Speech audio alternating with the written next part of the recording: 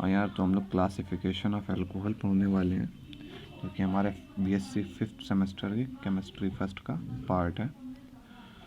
तो classification alcohol मतलब एक तरीके से एल्कोहल कितने तरीके से डिवाइड करे जा सकते हैं। तो पहले आते हैं मोनोहाइड्रिक, डाईहाइड्रिक एंड ट्राईहाइड्रिक।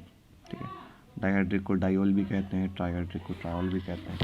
इनमें बहुत बेसिक तरीके से मैं डिफरेंस बताऊं तो एक एग्जांपल ले लें तो ये देखिए, एक CH3CH2OH, तो यहाँ पर एक हाइड्रोक्सिल ग्रुप जुड़ा हुआ है एल्कोहल से, तो ये मोनोहाइड्रिक है। यहाँ दो जुड़े हैं तो ये डाईहाइड्रिक है। और हाँ, जो दो जुड़ने हैं वो अलग अलग कार्बन आइटम पे होने चाहिए। जैसे यहाँ 3 अलग अलग कार्बन आइटम पे 3 हाइड्रोक्सिल ग्रुप जुड़े हैं तो ये ट्राईहाइड्रिक एल्कोहल कहलाएगा। सिंपल। अब मोनोहाइड्रिक के अंदर फर्दर क्लासिफिकेशन आता है तो primary alcohol, secondary alcohol and tertiary alcohol, 1 degree, 2 degree, 3rd degree. अब ये होता क्या है यहाँ डिस्कस करते हैं। तो 1 डिग्री मतलब होता है कि जो हाइड्रोक्सिल ग्रुप जिस कार्बन आइटम से जुड़ा हुआ है उसमें कितने कार्बन जुड़े हैं। यहाँ देखा जाए टेक्निकली एक कार्बन आइटम ही जुड़ा हुआ है, एक्चुअली एक कार्बन ही है। इसे मैंने जो है आर के फॉर्म में ले रखा है, जनरल फॉर्म में। और यहाँ देखिए एग्जाम्पल को थोड़ा ओपन रखा है। 2nd डिग्री में देखिए 2 कार्बन आइटम जुड़े हुए हैं। मैं चाहता तो यहाँ 2 R जोड़ देता इन जनरल, तो ये सेकेंडरी और टर्शरी में देख सकते हैं 3 जुड़े हुए हैं। तो ये हो गया क्लासिफिकेशन। और अब डाईहाइड्रिक की बात करी जाए, इन्हें डाइओल्स कहते हैं, कॉमनली ग्लाइकोल्स कहते हैं। ये भी 3 टाइप के हो सकते हैं, अल्फ़ा, बीटा, गामा। और ये कोई ख़ास डिफरेंस नहीं है इसमें। अगर जो है हमारे जो 2 हाइड्रोक्सिल ग्रुप जोड़े जा रहे हैं, जैसे यहाँ पर जोड़े हुए हैं, इनकी काउंटिंग क्या, जैसे यहाँ अगर काउंट करो तो 1 2, तो 1,2, तो ऑफ कोर्स ये जो है अल्फ़ा कैटेगरी का डाईहाइड्रिक है। बीटा और गामा भी हो सकते हैं, जैसे नेमिंग ऐसे होती है 1,2 इथेन डाइऑल, तो ये जो है ये अल्फ़ा आएगा।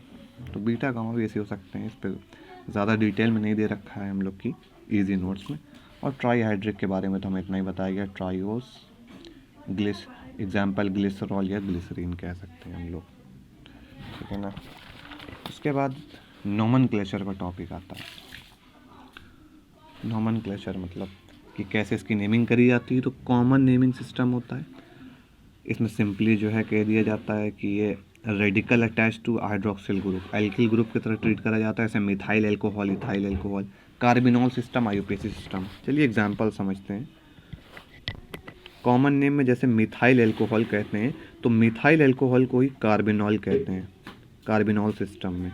और IUPAC सिस्टम में उसको CH3OH यानी मीथेनॉल कहते हैं। अब जैसे इथाइल एल्कोहल कॉमन नेमिंग में कहते हैं, तो कार्बिनॉल में अगर उसको लिखा जाए तो देखा जाए तो ये मिथाइल कार्बिनॉल बन जाता है। अच्छा, कार्बिनॉल सिस्टम को ऐसे समझ लीजिए कि इसमें इन्होंने मिथाइल एल्कोहल जो पार्ट है उसको इन्होंने एक बेसिक यूनिट की तरह बना दिया है, और हर कंपाउंड को उसी के बेसिस पे नेमिंग करी जाती है।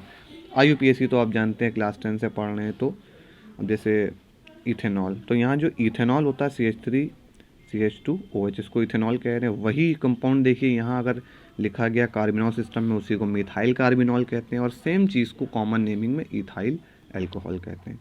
तो ये बेसिक डिफरेंस था, और ये चाहे स्क्रीनशॉट मार सकते हैं, इसकी छोटी सी डेफिनेशन हैं। ये था हमारा बेसिक क्लासिफिकेशन। बाकी आगे जो है आपको एग्ज़ाम के लिए तो इन मोनोहाइड्रिक, डाई और ट्राई, इन तीनों के बारे में केमिकल रिएक्शंस वगैरह, इनकी रिएक्टिविटी सब डिटेल में पढ़नी होगी।